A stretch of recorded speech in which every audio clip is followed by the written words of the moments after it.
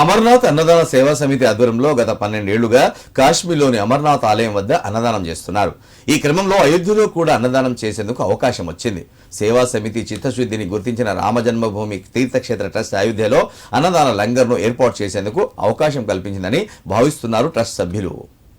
శ్రీరామ జన్మభూమి Teerthkshetra trust ఆహ్వానం మేరకు అమర్నాథ్ అన్నదాన సేవా సమితి ఆధ్వర్యంలో ఈ నెల 15వ తేదీ నుంచి అయోధ్యలో భోజనం అందిస్తున్నారు. ప్రతిరోజు 10,000 మంది చొప్పున 40 రోజుల పాటు భోజనం అందించనున్నారు. అన్నప్రసాద వితరణ కోసం సిద్దిపేట నుంచి అయోధ్యకు 25 మంది వంటవారు, సేవ చేయడానికి 15 రోజులకు ఓ బ్యాచ్ చొప్పున వెళ్లి అన్నప్రసాద వితరణ కార్యక్రమంలో భాగస్వాములవుతున్నారు.